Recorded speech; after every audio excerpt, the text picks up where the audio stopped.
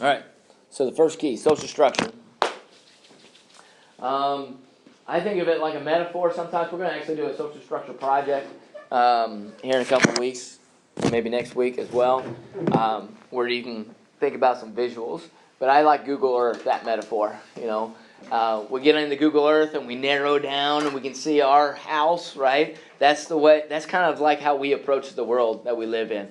We have this narrow perspective. What you have to do is you have to zoom out, and you can see the larger social structure sometimes with this larger approach there. Okay, so social structure refers to patterns of social relationships, and there's an example there would be marriage.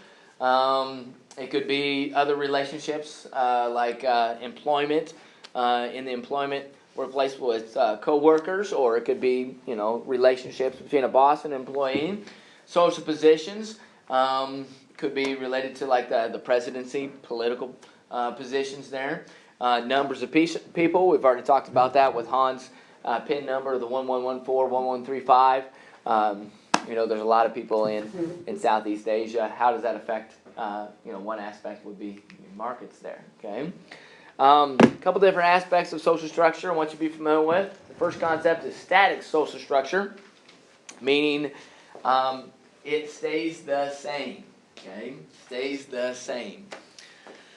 So for the most part, social structure does maintain some type of continuity. A lot of things that Hans talks about in factfulness is he's referencing there's so many slow changes going on in the background that a lot of us aren't aware of it. So that would be really more towards our changing social structure. But for the longest time, historians, sociologists, people who have thought about the world, we consistently use the terminology of the underdeveloped world, the developed world, or the developing world and the developed world. We try to put them in those three different categories. And that, again, is like Cold War era type of mentality, okay? And in a way, when you go to underdeveloped and developed, it kind of creates this us versus them type of mentality, or the West and the rest. The West is the developed world, and the rest of the world is underdeveloped. And so we come up with that assumption that a lot of people are poor, that they don't live like us, okay? That's some outdated social structure type of mentality, okay? What's really happened is it's changed quite a bit. Hans says we shouldn't look at the world like that anymore. We should actually come up with 4 different levels. Level 1's down at the bottom, right? The worst places to live, like Somalia or Afghanistan, right? Then you have level 2, level 3, it gets better and better, and then level 4 would be like the Western world, like the United States. Sound good? The majority of the world's population is found where? Down at the bottom, down at the top, or in the middle? Bottom is the assumption, right? And again, that's reflective of what we've been taught using that old information, that old data. The reality is the world is slowly progressing, and they're getting better and better and better, right? And we're not aware of that, right? They're actually in the middle. The majority of the world's population is on level 2, level 3, okay? That way. This example here with fraternities and sororities, with static social structure. If you go to college, join a fraternity, you join a sorority, a lot of times they have particular characteristics, the type of person that's going to join that fraternity or sorority. You graduate from college, you go to your career field, spend 25 years doing that, and then you go back to college, you go back to that fraternity or sorority, you're likely to find the same type of person that was there 25 years ago. Sound good? Meaning that they still acquire those people with those particular characteristics, okay? Maintain some type of continuity there. Again, static social structure for the most part, high income, low income, middle income nations, it changes so slow that it seems like it's static, okay? But the reality is, if you look at Hans's bubble graphs, you can see the changes. You can see the movements, okay?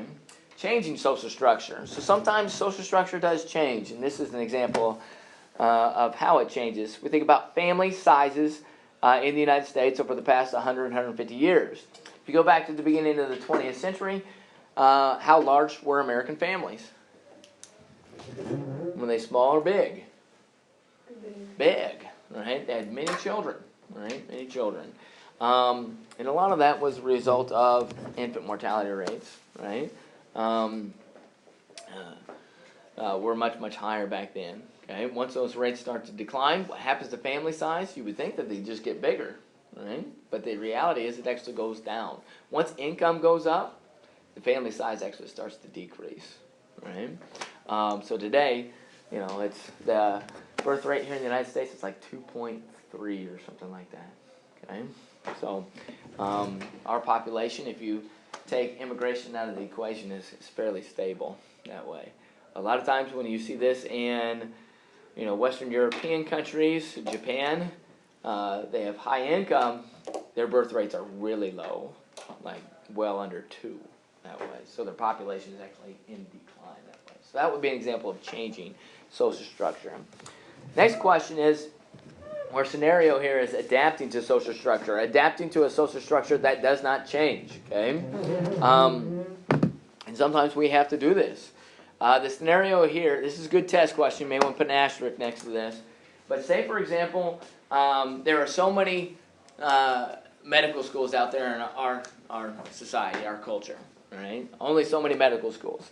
But let's say one graduation year, there's a number of students that want to go to medical school. They want to get a degree, right? Or they want to be doctors or in the medical profession, okay? An influx, right? There's only so many medical schools. So what's going to happen? You got two options. Are we going to create and change the social structure and create more medical schools to fulfill this need for these students? Or are these students going to have to compete against one another to get into the already established medical schools that are there? What's going to happen? They're going to have to compete. All right? So that's us. The competition aspect is us adapting to the social structure that's already established. Does everybody see that? So it's there. It's so big. It's so large that we really can't change the social structure. We just have to adapt to it. Okay? The second one, second key, social action. Now, this description is a little bit vague, so we're going to try to make a little bit of a different application here in a second. Talk with a partner here in a moment. But social action is the idea that people's behavior is based on meaningful understandings of what they do and is a response to actions of other people. Response to the actions of other people is what I want to emphasize here. So, I'd like you to take a moment and talk with the person next to you, and I want you to come up with 3 things, I know that's a little bit vague, but 3 things that you do that is contingent upon somebody else. You can't complete these things unless there is somebody else involved. You understand what I'm saying? Okay, so go ahead and have that discussion real quick. Come up with 3 things that you do that is contingent upon somebody else.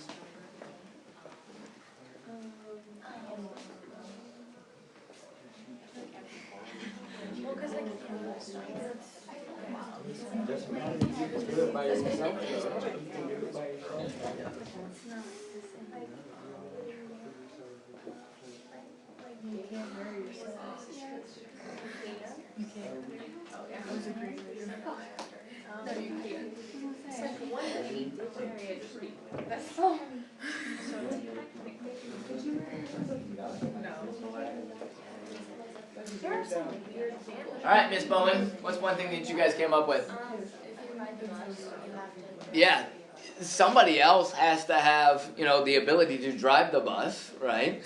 In the first place, somebody has to have the ability to construct the bus, repair the bus, make sure that it is in a state in which it can function, right? So that's a good example. What else do we have, Miss Harrison? I said in cheer, you can't put up a stud if there's not people. Yeah, if there's nobody else, like a lot of team sports, right? A lot of sports as a whole, it's really really in individual sports, it's contingent upon, I'm playing chess. I can't play chess by myself. It's contingent upon having an opponent on the other side. Wrestling, right? Same idea there, okay? You got one more, Miss Kent? Yeah. What we'll see over the course of the semester is the importance of social interaction. We as human beings are social creatures. Without social interaction with one another, we struggle, right? A lot of times, aspects of longevity, our life expectancy is a lot of times we think about there's components of health, eating healthy food, there's aspects of exercise, and those are contributing variables. But if you don't have social relationships, the problem is with aging people that, kind of become recluse, they isolate themselves, they don't have those social, their life expectancy drops significantly, right? You have to have those social relationships. So almost everything that we do depends upon social action. The development of communication is kind of a benefit of having so much social interaction with one another. It leads to social groups, and with the creation of social groups, that makes us want to start to conform. Right? Conformity is a big part of social action as well, and we'll talk a lot about conformity when we get to our study on culture. Right? We are always interested in what is the rest of the group doing, right? Because we don't want to be on the outside. I know that we have a lot of aspects of our culture individualistic, and we celebrate the creativity and the individuality, but the reality is, if we're out there on our own, a lot of times we get this uneasy feeling, and we don't like that. We want to be accepted by the group.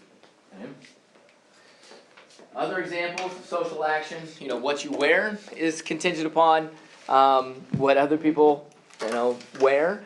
I gave the example earlier this morning. I've got a young guy at home. All of a sudden he came home one day and he says, I've got to have these long sleeve shirts with a hood on the back. And we're like, what? And he didn't have one at the time, so he had a jacket, it was a jacket and it had a zipper on the front. So what he started doing was wearing that, and then he put a t-shirt over it that way. So he had his hood out the back, and it was like 60, 70 degrees out. I was like, you must be really hot. But he made sacrifices so that he could fit in with the rest of the group that way, okay? So we do that. All of us do that in a way. Why are you studying right now? Why are you writing down your notes? It's really a social action component. I ask you to do it, first off. Some of you have expectations from your parents a lot of times. That's playing a big role in why you put so much forth, so much effort on a regular basis. All right, let's do this one, and we got a minute to do this one. Functional integration. With functional integration, there's a guy named Herbert Spencer. You may write his name, Spencer, Herbert Spencer. He's really the guy that plays a big role in this particular key. There's an analogy or metaphor going on. He's saying that society as a whole is kind of like a living organism. And us as living organisms, we've got specific organs that are really important, like our heart and our brain, lungs. Without them, what happens to us? We die, right? There are some other organs that we happen to have. They're beneficial, but do you have to have them? No, you can do without. Nobody heard of anything where you've removed it, it's been removed, and they still function, like your appendix, right? So the idea here is that society as a whole, we have institutions that are really important, like school or government, right? With the following students, without them, we kind of fall apart, right? McKenna Keene, Spencer, Peter Elzanati, Spencer. Sadie Brock. All right, we're running out of time. I appreciate your attention. We'll pick up here tomorrow at the beginning of the class. Sound good? And we'll get to outliers tomorrow as well.